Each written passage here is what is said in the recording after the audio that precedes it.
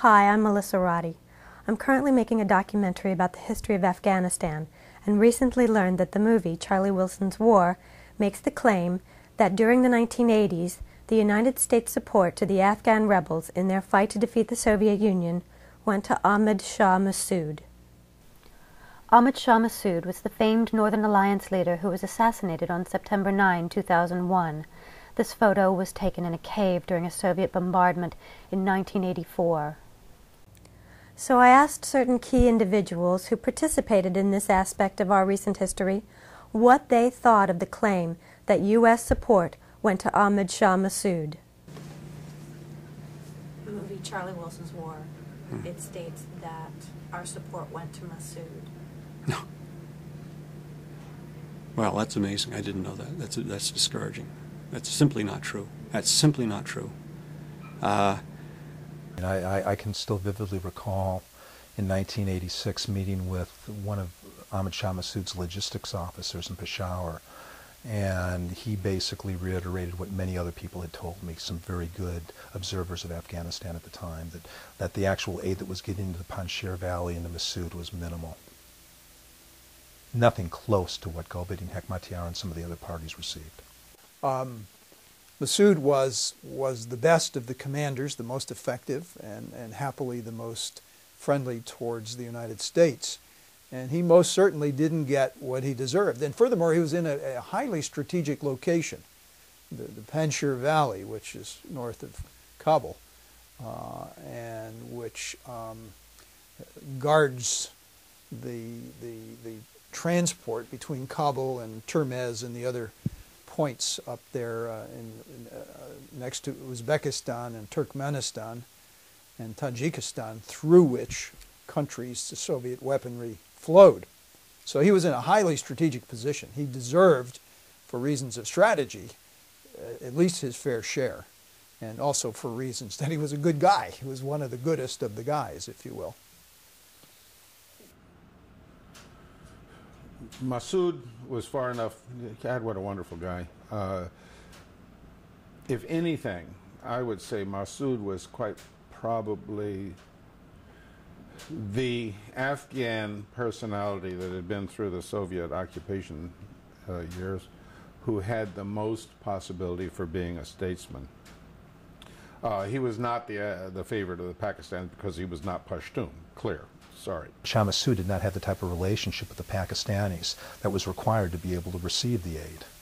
He was independent. He didn't let them run the show. He didn't listen to all of their advice, and he, quite frankly, disturbed the Paks. And also there are tribal reasons, but Ahmad Shah Massoud was never close to the Paks, and they just didn't give him the type of money, even though he was probably killing more Soviets than any of the Mujahideen.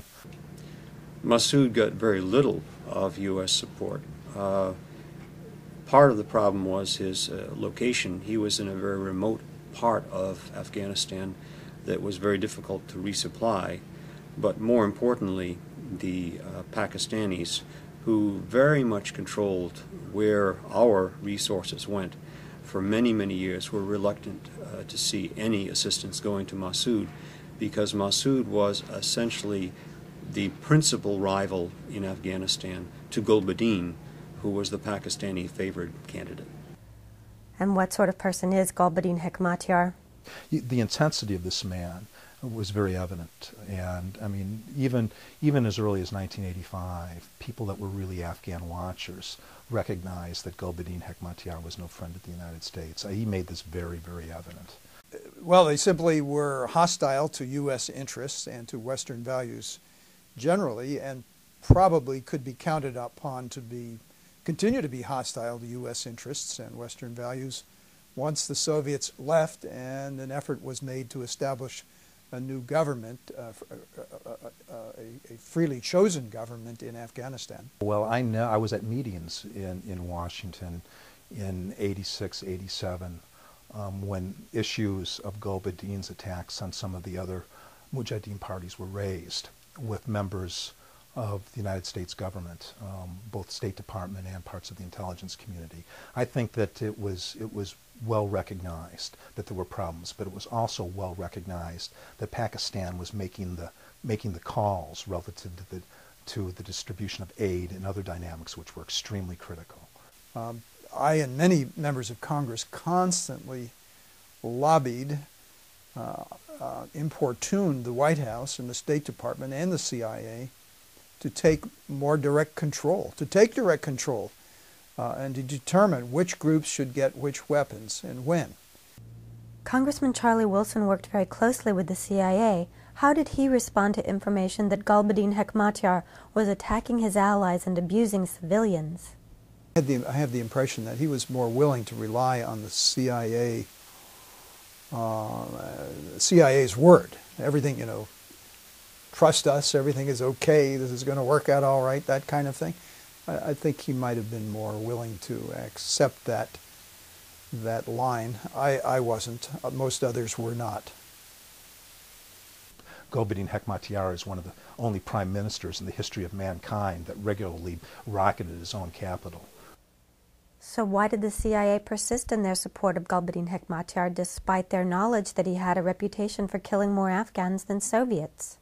Well, I think sometimes in a bureaucracy you become devoted to your past mistakes. That is to say, if you're not prepared to acknowledge that you've been on a wrong track for a long time, you become ever more defensive. And I think that was the case with the CIA. The relationship with Gulbaddin, for example, had developed very early at the behest of the Pakistanis. It was unquestioned in the beginning, and perhaps that's understandable in a very chaotic situation, but over the years there should have been some questioning. Well, I don't agree with the thesis that the CIA did things right. I think they mostly did them wrong. I think it was mostly the valiant courage of the Afghan freedom fighters that carried the day, to be sure with our weaponry, but the CIA did an atrocious job of administering the aid. It didn't do a job at all. It simply handed over this stuff to Pakistan, and Pakistan had its own agenda, its own favored groups. It's remarkable to me that there could be such a misreading of relatively recent history about which there is lots of factual data. 2 days ago, I left a message for Tom Hanks through his assistant, inquiring as to why they chose to claim that U.S. support during the 1980s went to Ahmad Shah Massoud. Maybe I shouldn't wait by the phone.